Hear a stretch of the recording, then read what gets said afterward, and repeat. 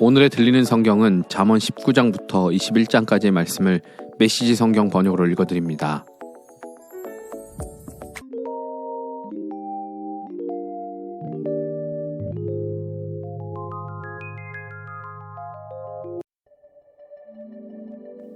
잠언 19장. 가난해도 정직하게 사는 것이 믿어주는 사람 없는 부자가 되는 것보다 낫다. 지식 없는 열심은 무가치하고 서두르면 무리가 따른다. 자기가 어리석어 제 삶을 망쳐놓고는 어째서 하나님을 탓하는가. 부유한 사람에게는 파리가 꿀에 꼬이듯 친구가 모이지만 가난한 사람은 역병처럼 기피 대상이 된다. 위증은 처벌을 면치 못한다. 거짓말쟁이를 그냥 놓아보내겠느냐. 너그럽게 베푸는 이 주위에는 사람이 많고 자선가에게는 모두가 친구다. 주머니 사정이 나빠지면 가족도 피하고 절친한 친구도 외면한다. 내가 오는 것을 보고 눈길을 돌린다. 눈이 멀어짐은 마음이 멀어졌다는 뜻이다.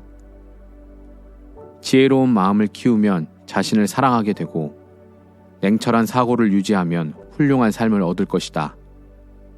거짓말을 하는 자는 붙잡히고 헛소문을 퍼뜨리는 자는 파멸한다.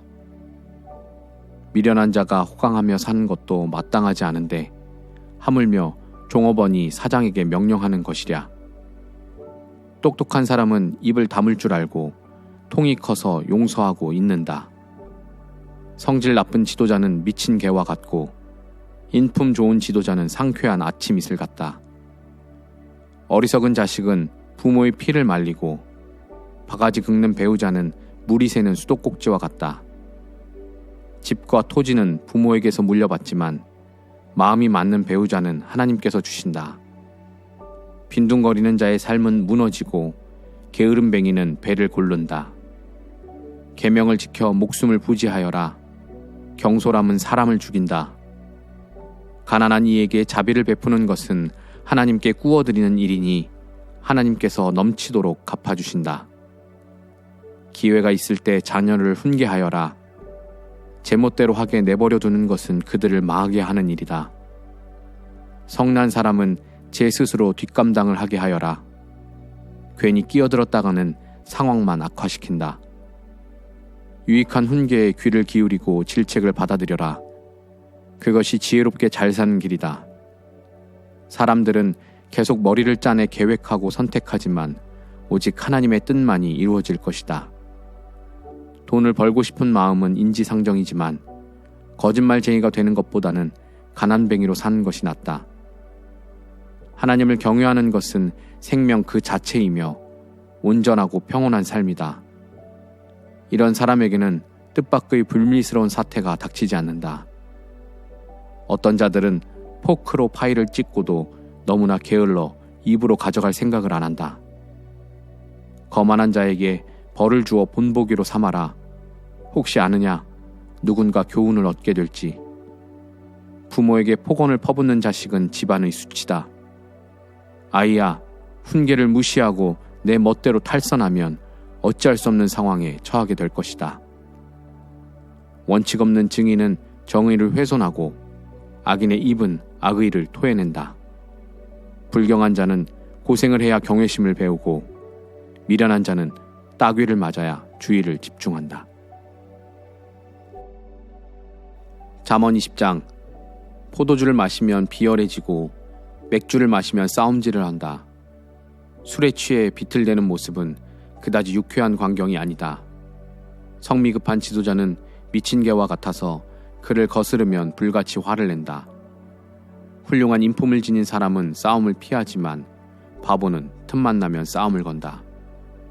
봄에 씨를 뿌리지 않는 게으른 농부는 가을에 수확할 것이 없다. 무엇이 옳은지 아는 것은 마음속 깊은 물과 같고 지혜로운 사람은 내면에서 그 샘물을 길어 올린다. 충실하고 다정한 사람이 많다는데 대체 어디를 가야 그런 사람을 찾을 수 있을까? 하나님께 충성하여 정직하게 살면 후손의 삶이 훨씬 수월해진다. 자기 일을 잘 알고 성심껏 행하는 지도자는 허울 뿐인 천박한 자와 늘 부지런하고 정직하여 신뢰할 만한 사람이 누구인지 날카롭게 살핀다. 가격표 바꿔치기와 비용 부풀리기, 이것은 모두 하나님이 미워하시는 짓이다. 젊은이의 동기가 정직한지는 그 행위로 드러난다. 듣는 귀와 보는 눈은 우리가 하나님께 받은 기본 장비다. 잠을 너무 좋아하면 가난하게 살지만 깨어있으면 먹을거리가 생긴다. 물건을 살 때는 트집을 잡고 선심 쓰는 채 하지만 산 다음에는 좋은 물건 싸게 샀다고 자랑한다. 아름다운 지식의 잔을 드는 것이 금과 보석으로 치장하는 것보다 낫다. 낯선 자에게 구워줄 때는 반드시 담보물을 잡아라. 떠돌이의 물품을 담보로 잡을 때는 경계를 늦추지 마라. 훔친 빵은 달지만 그 입에는 조만간 자갈이 가득 찰 것이다. 조언을 듣고 계획을 세우고 최대한 도움을 받아 실행에 옮겨라. 험담꾼은 비밀을 지키지 않으니 입이 가벼운 사람 앞에서 속내를 털어놓지 마라. 부모를 저주하는 자식은 빛이 사라진 어둠 속에서 살게 된다. 처음에 크게 성공한다고 해서 끝까지 잘 된다는 보장은 없다. 가만두지 않겠다고 말하지 마라. 하나님을 기다려라. 그분이 갚아주실 것이다. 하나님은 시장에서 속이는 일을 미워하시고 조작된 저울에 경노하신다. 사람의 발걸음은 하나님께 달렸으니 우리가 어디로 갈지 어찌 알겠느냐. 충동적인 서원은 덫과 같아서 나중에 가면 벗어나기를 바라게 된다.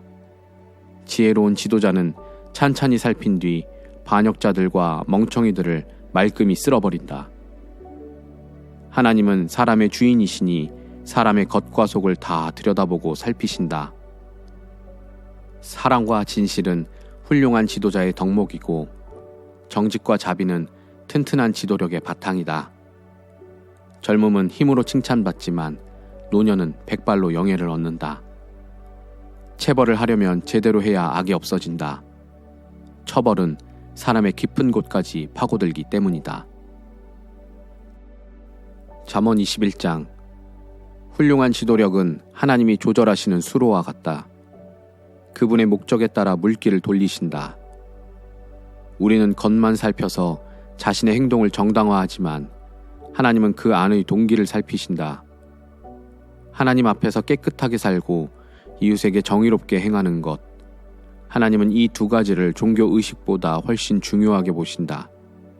오만과 교만은 악인의 두드러진 특징이며 명백한 죄악이다.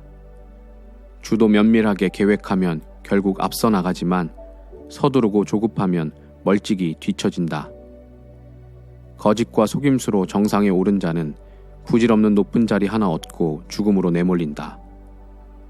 악인은 가진 것으로 남을 도울 줄 모르니 약탈한 재산에 깔려 생매장을 당한다. 동기가 불순하면 인생이 꼬이고 동기가 순수하면 고든 길이 펼쳐진다.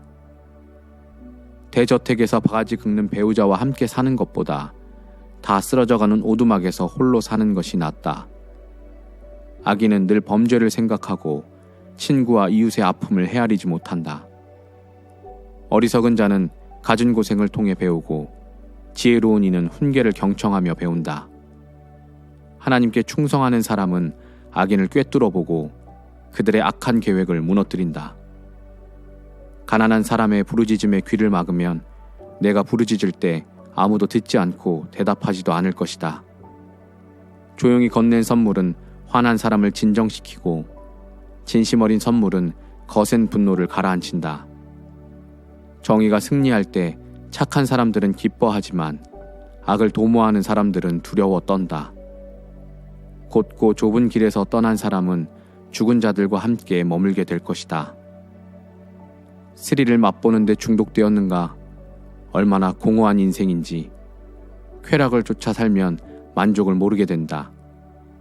나쁜 사람이 착한 사람을 해치려고 꾸민 음모는 결국 부메랑이 되어 음모를 꾸민 자를 쓰러뜨린다.